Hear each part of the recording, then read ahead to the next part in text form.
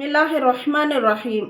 வஹி அல்லாஹு தாலாவுடைய வேதம் அவனுடைய எந்த நபியின் மீது இறங்கியதோ அதற்கு வஹி என்று கூறப்படும். வஹி என்பது நபிமார்கள் மீது மட்டும்தான் இறங்கும். நபி அல்லாத வேறு யாரின் மீதும் வஹி வராது. அல்லாஹ் யாரை தூதரா தேர்ந்தெடுக்கிறானோ அவங்க மேல மட்டும்தான் வஹி இறங்கும். நபி ஸல்லல்லாஹு அலைஹி வஸல்லம் அவர்கள் மீது 2 விதமான வஹி இறங்கியது. ஒன்று, குர்ஆனுடைய அமைப்பில் அதன் வார்த்தைகள் மற்றும் அர்த்தங்கள் இரண்டுமே அல்லாஹ்விடமிருந்து தான் இறங்கின. இந்த வஹியை வஹி மத்லு ஓதப்படும் வஹி என்று கூறப்படும். இரண்டாவது, ஹதீஸ் உடைய அமைப்பில் பொதுவாக அதன் வாசகங்கள் வஹியின் மூலமாகவே இறக்கப்பட்டன. மேலும் அந்த வாசகங்களை விவரிப்பதற்காக பயன்படுத்திய வார்த்தைகள் நபிகள் ஸல்லல்லாஹு அலைஹி வஸல்லம் அவர்களின் சொந்த வார்த்தைகளே. இதற்கு வஹி கைர மத்லு ஓதப்படாத வஹி என்று கூறப்படும். அதாவது அப்படியே ஜிப்ரீல் அலைஹிஸ்ஸலாம் நபி ஸல்லல்லாஹு அலைஹி வஸல்லம் அவங்கள்ட்ட ஓதி காட்டுவாங்க. நபி ஸல்லல்லாஹு அலைஹி வஸல்லமோட உள்ளத்தில் பதிஞ்சிரும். அதுதான் குர்ஆன். அதில் எந்த மாற்றமும் கிடையாது. இதற்கு தான் சொல்லப்படுது வஹி மத்லு அப்படின்னு சொல்லிட்டு. ஹதீஸ்களை அல்லாஹ் சொல்லும்போது அந்த விஷயங்களை நபி ஸல்லல்லாஹு அலைஹி வஸல்லம் அந்தந்த சூழ்நிலைக்கு தகுந்த மாதிரி சில விஷயங்களை விவரித்து கூறியிருப்பாங்க. அது ரசூலுல்லாஹ்வுடைய வார்த்தைகளும் அதில் சேர்ந்து இருக்கும்.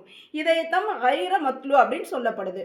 வஹி இறங்கிய முறை குர்ஆன் ஹதீஸில் நபி ஸல்லல்லாஹு அலைஹி வஸல்லம் அவர்களின் மீது வஹி பல்வேறு விதத்தில் இறங்கப்பட்டதாக கூறப்படுகின்றன.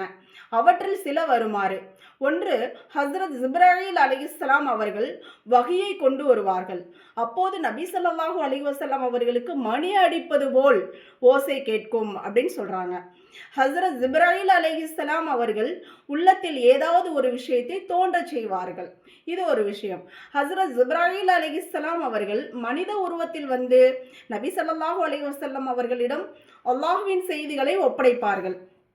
ஹஸ்ரத் ஜிப்ராயில் அலைஹிஸ்ஸலாம் அவர்கள் பெரும்பாலும் ஹஸ்ரத் திஹியத்துல் கல்பி என்ற பிரபலமான சஹாபியின் உருவத்தில் வருகை தந்துள்ளார்கள்.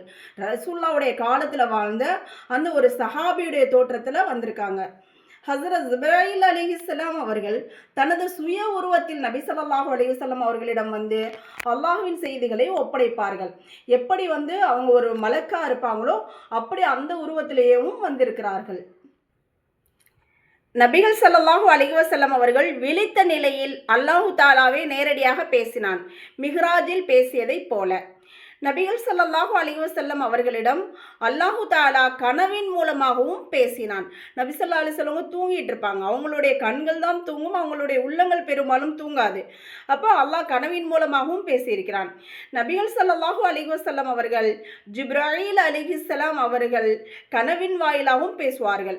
ஜிப்ரீல் அலைஹிஸ்ஸலாம் அவர்கள்கிட்டையும் என்ன செய்வாங்க, ரசூலுல்லாஹ் கனவின் மூலமாகவும் பேசியிருக்காங்க. அல்ஹம்துலில்லாஹ்.